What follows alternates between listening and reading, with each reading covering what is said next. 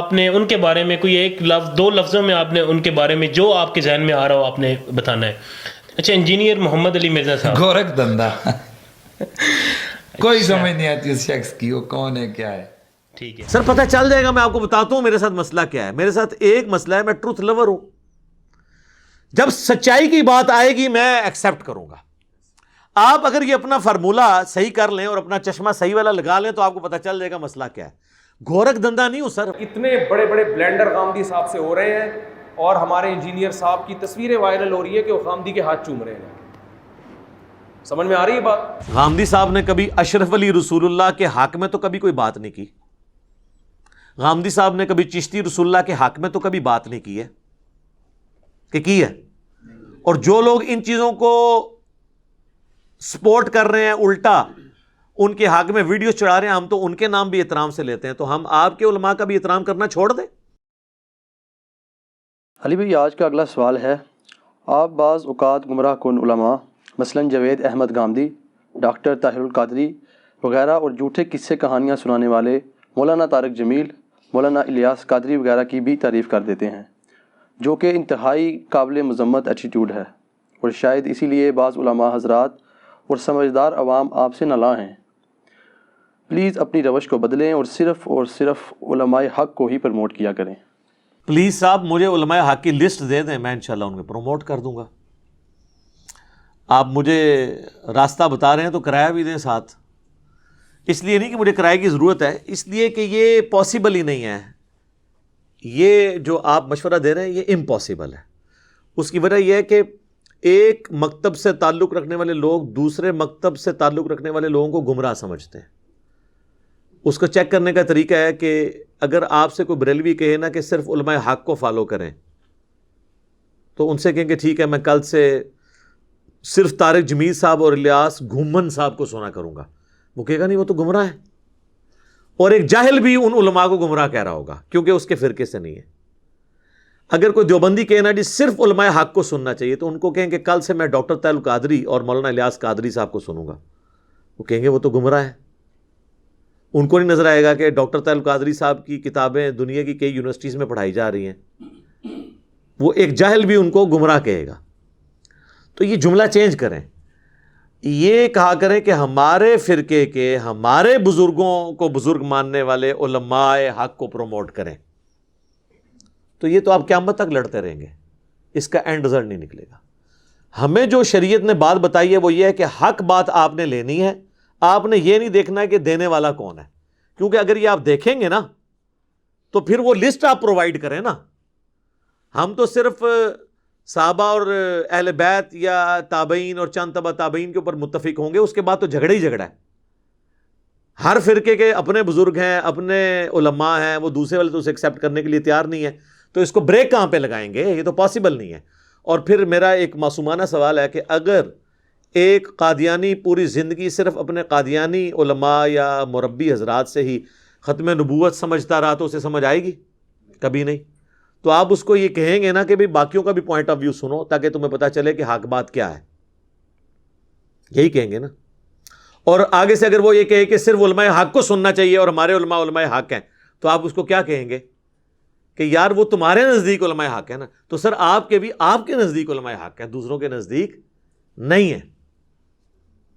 Think out of box کریں تو آپ کو پتہ چل جائے. اور ہم تو یہ رسک لے ہی نہیں سکتے.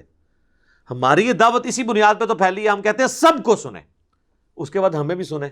تو آپ کو پتہ چلے گا کہ کون قرآن و سنت کے ریفرنسز سے بات کر رہا ہے اور کون صرف بزرگوں کے حوالے قصہ کہانیاں سنا کے فارغ کر رہا ہے. قصہ کہانیاں اور بزرگوں کے واقعات سنیں گے تو آپ کو پتہ چلے گا نا کہ اصل دین کیا ہے. جب تک پیاس نہیں ہوگی تو آپ کو ٹھنڈے پانی کی قدر کیسے آئے گی؟ تو یہ آپ کہانیاں سنیں گے تو پھر آپ کو جب قرآن و سنت سے بتایا جائے گا تو آپ فوراً انجینئرنگ کر لیں گے کہ یار وہ تو کہانیاں سنا رہا تھا. یہ ہم رسک نہیں لے سکتے کہ لوگوں کو روکیں، اور نہ اسلام نے ہمیں ایسی تعلیمات دی ہیں. دیکھیں مشکات المصابیح میں کتاب العلم چیپٹر میں ایک حدیث موجود ہے، اس کی سند کمزور ہے لیکن اس کے فٹ نوٹ پہ اس کی موقوفاً روایت کو شیخ زبیر صاحب نے نقل کر دیا ہے. ابن عباس کا قول ہے موقوفاً، چونکہ ان کا اپنا قول ہے. مرفوع حدیث جو نبی علیہ السلام کے ریفرنس ہے وہ کمزور ہے کہ جو دانائی اور حکمت ہے یہ مؤمن کی گم شدہ میراث ہے، جہاں سے ملے اسے حاصل کر لو. اس کا حقدار وہی شخص ہے جو اسے حاصل کر رہا ہے، جہاں سے بھی ملے. اور اس کا کلائمیکس وہ صحیح بخاری کی حدیث ہے جو شیطان نے انسانی شکل میں آ کے حضرت ابو ہریرہ کو ایک وظیفہ بتایا تھا کہ اگر تم رات کو سونے سے پہلے آیت الکرسی سورۃ البقرہ کی آیت نمبر 255 پڑھ لو تو صبح تک اللہ کی طرف سے ایک فرشتہ مامور ہو جائے گا تمہاری حفاظت کے اوپر. تو نبی علیہ السلام کو جب انہوں نے بتایا تو آپ صلی اللہ علیہ وآلہ وسلم نے فرمایا 3 راتوں سے یہ جو بھیس بدل کر انسانی شکل میں تیرے پاس آ رہا تھا، جانتے ہو وہ کون ہے؟ وہ شیطان تھا. وہ ہے تو جھوٹا لیکن اس نے یہ بات سچی کہی.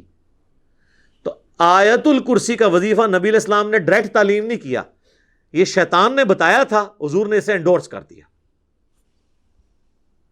تو آج کوئی شخص مسئلہ بتائے گا اسے بھی نبی علیہ السلام نے انڈورس کرنا ہوگا. کس طرح؟ کہ وہ کتاب و سنت میں موجود ہو. علماء نے نہیں کرنا، کیونکہ علماء تو اپنے اپنے فرقے کی الگ الگ باتیں بتائیں گے. تو یہ حدیث اس بات کا ثبوت ہے کہ اگر شیطان بھی صحیح بات کرتا ہے نا، جسے نبی علیہ السلام کی مہر حاصل ہو تو اسے ایکسیپٹ کریں. اس سے بھی بڑھ کے اگر کوئی چھوٹا سا بچہ آ کے آپ کو کہتا ہے کہ جی، اور وہ بچہ بھی چھوڑ دیں، کوئی بہت بڑا آ جاتا ہے، یہودی، عیسائی، ہندو، اور وہ آپ سے کہتا ہے کہ تمہاری کتاب قرآن میں لکھا ہے سورۃ البقرہ کی آیت نمبر 279 میں کہ جو سود کھاتے ہیں اللہ اور اس کے رسول کا اعلان جنگ ہے ان کے خلاف عز وجل وصلی اللہ علیہ وآلہ وسلم.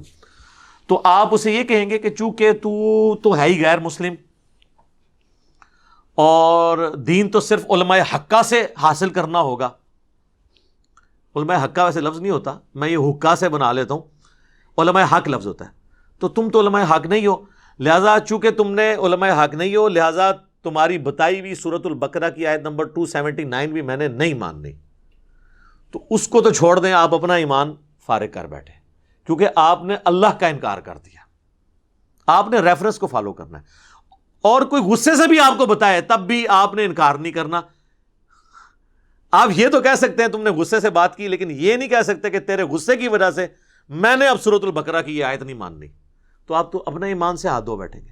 یہی تو ہم کہتے ہیں کہ ڈگریاں بعد میں دیکھیں، آپ ریفرنس کو فالو کریں.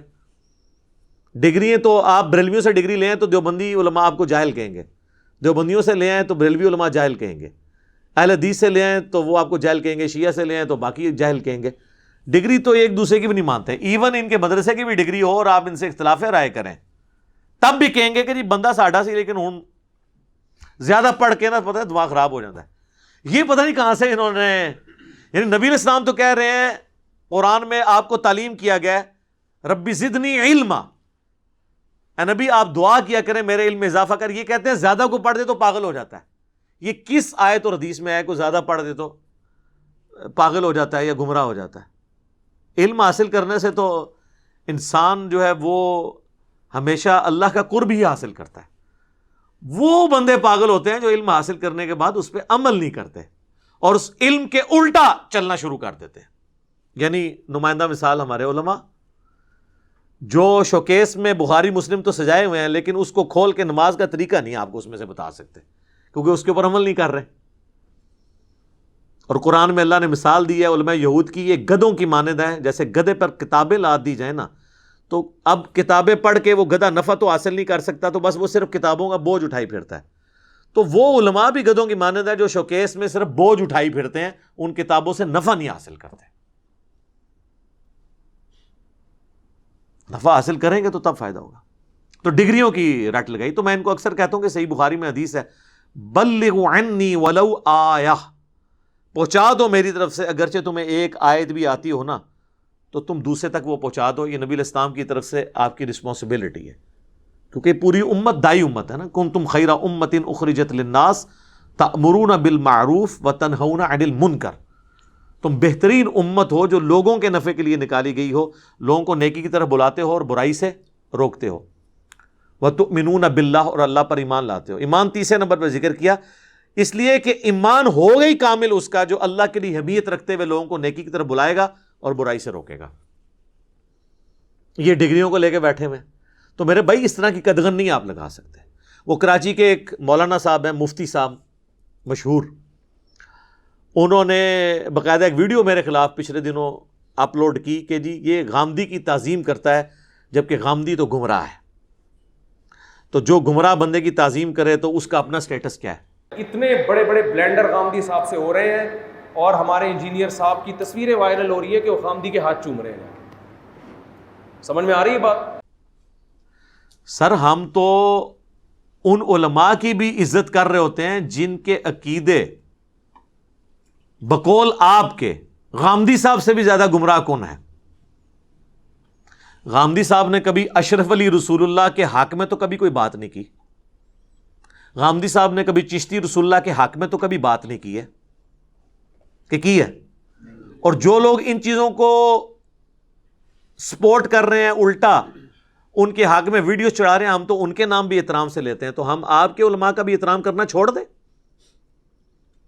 المہند میں جو عقیدے لکھے ہیں کتاب و سنت کے خلاف, ان علماء کا نام احترام سے لینا پھر چھوڑ دیں ہم؟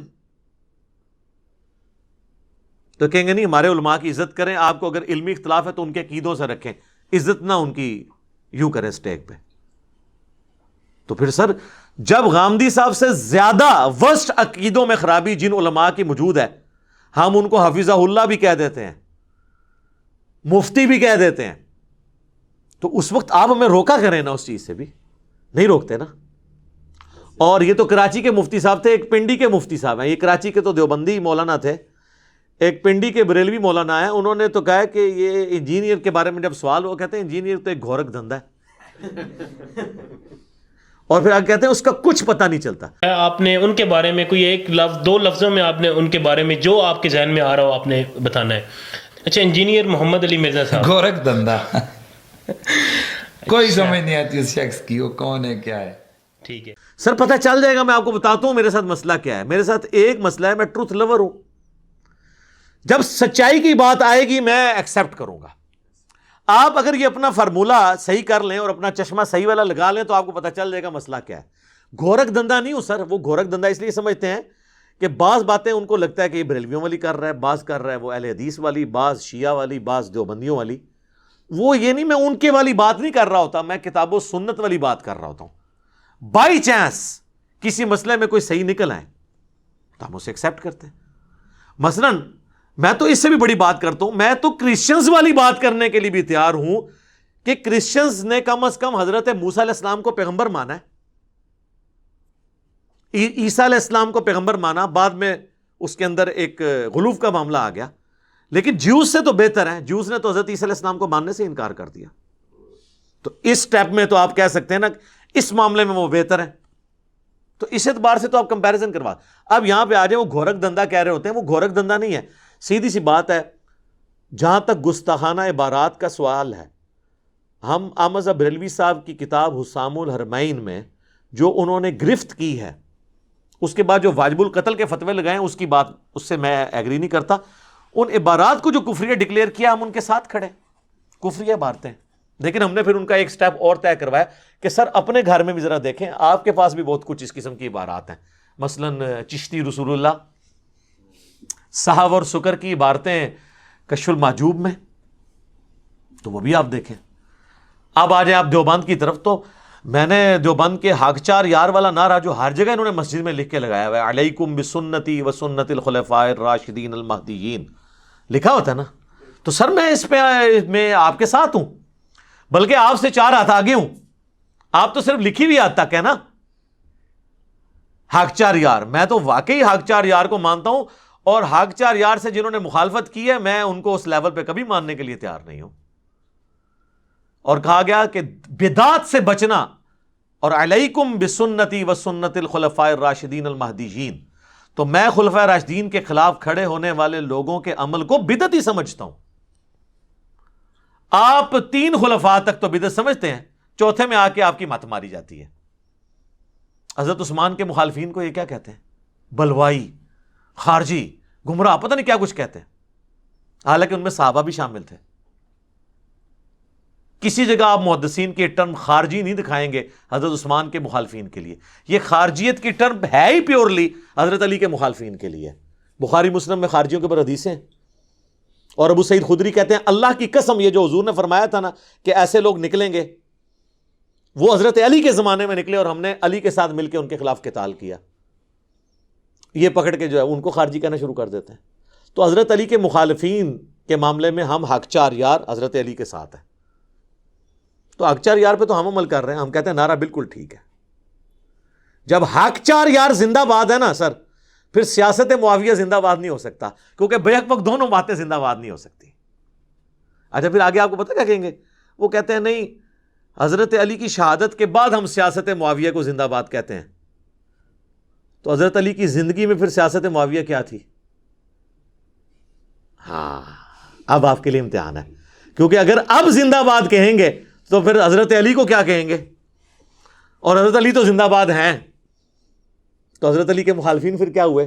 ہم کچھ نہیں کہتے, ہم آپ کو بخاری کی حدیث سناتے ہیں جو آپ کے گلے میں اٹکے گی. صحیح بخاری 2812, افسوس ابن سمیہ عمار ابن یاسر, تجھے ایک باغی جماعت قتل کرے گی, تو انہیں اللہ اور جنت کی طرف بلائے گا, وہ جماعت تجھے دوزخ کی طرف بلا رہی ہوگی.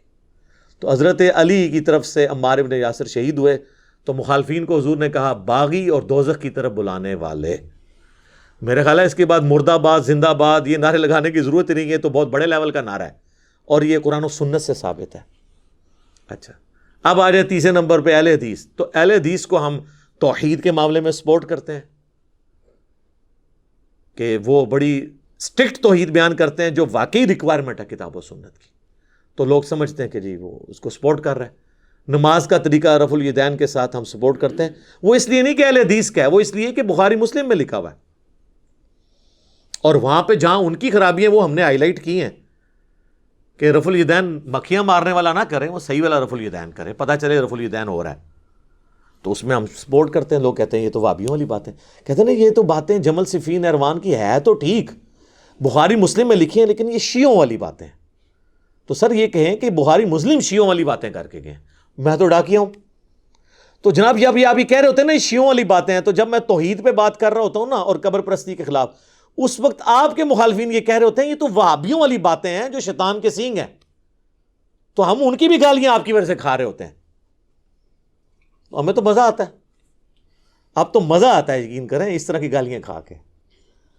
اس لیے کہ ہمیں یہ خوشی ہوتی ہے کہ انبیاء جب دعوت حق بلند کرتے تھے ان کے مخالفین ان کو گالیاں دیتے تھے, اس سے ان کے مرتبے بلند ہوتے تھے. تو انبیاء کا جو ڈاکیا ہے نا آج انبیاء کی دعوت لوگوں تک پہنچا رہا ہے, اس کو بھی وہ گالیاں کھائے گا تو وہ بھی اس کو انجوائے کرے گا کہ میں بھی انگلی کٹا کے شہیدوں میں شامل ہو رہا ہوں, میں بھی انبیاء کرام کا قیامت والے دن پڑوس حاصل کر لوں گا انشاءاللہ. اسی طریقے سے اہل تشیع کا جو مقدمہ ہے بنو امیہ کے خلاف, اس معاملے میں سپورٹ کرتا ہوں. ٹھیک ہے میں اس ایکسٹریم پہ نہیں جاتا کہ تکفیر تک جاؤں, لیکن باقی ان کا جو معاملہ ہے جمل صفین نہروان والا, حضرت علی کی حقانیت, وہ تو اہل سنت کی کتابیں بھی مانتی. سنی نہیں مانتے تھے عوام الناس, علماء تو ہمیشہ سے مانتے تھے.